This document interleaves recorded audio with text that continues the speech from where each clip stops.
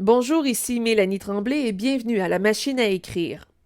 Dans cette leçon, nous allons découvrir quelques signes de ponctuation employés couramment dans la langue française, c'est-à-dire le point final, le point d'exclamation, le point d'interrogation et les points de suspension. Commençons par le point final. Vous le connaissez bien, son utilisation est bien simple. Le point final marque la fin d'une phrase déclarative. Par exemple, je fais de la course à pied pour me tenir en forme. Le point est placé après le dernier mot de la phrase, forme, pour indiquer qu'elle est bel et bien terminée.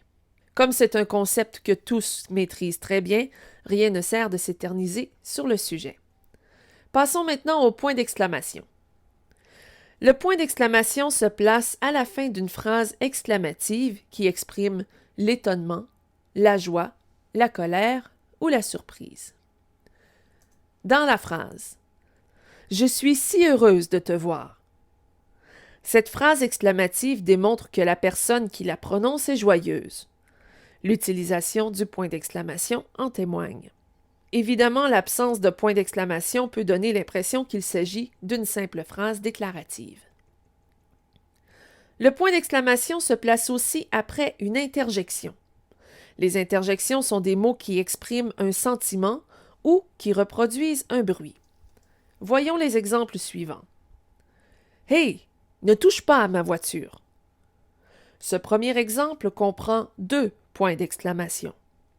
Le premier est placé après l'interjection « hey » et le second est placé après « voiture ». Tous deux expriment le même sentiment, c'est-à-dire la colère ou l'inquiétude. Un autre exemple. Pouf, il a atterri sur son postérieur.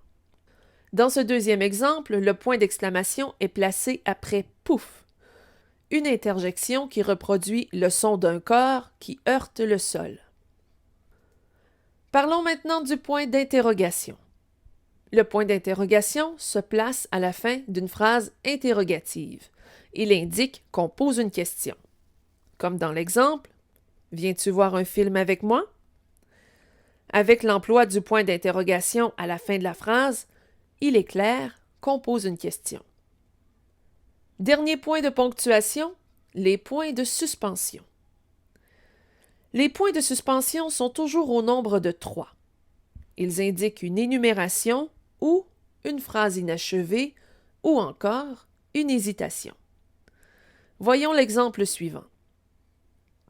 Notre comté comprend tous les villages environnants, tels Saint-Charles, la Rivière des Français, Noëlville. Dans cette phrase, les points de suspension indiquent que l'énumération n'est pas complète, qu'il y aurait d'autres éléments à ajouter, c'est-à-dire d'autres villages à énumérer. Un dernier exemple. J'ignorais qu'elle était mariée. Cette phrase comprend deux séries de points de suspension. Ceux placés après l'interjection « e » indiquent une hésitation. Ceux placés après « marié » indiquent que la phrase est incomplète. À votre tour maintenant. Placez les points de ponctuation dans les phrases suivantes. Mon père est un homme admiré par tous les habitants du village. Par quel signe de ponctuation se termine cette phrase? Cette phrase se termine par un simple point. Dans la phrase « Que le diable l'emporte », quel point de ponctuation allez-vous utiliser? Comme il s'agit d'une phrase exclamative, on place un point d'exclamation à la fin. Dans la phrase « Suis-je la personne que tu attendais ?» Quel signe de ponctuation utilisez-vous à la fin de cette phrase? Comme il s'agit d'une question, on place un point d'interrogation. Récapitulons. Le point final marque la fin d'une phrase. Le point d'exclamation dénote la surprise, accompagne l'expression d'un sentiment ou la reproduction d'un son. Le point d'interrogation se place à la fin d'une question. Et les points de suspension, toujours au nombre de 3, indique qu'une phrase ou qu'une énumération est inachevée. Il marque aussi une hésitation. Ici Mélanie Tremblay. Merci d'avoir été là. À la prochaine.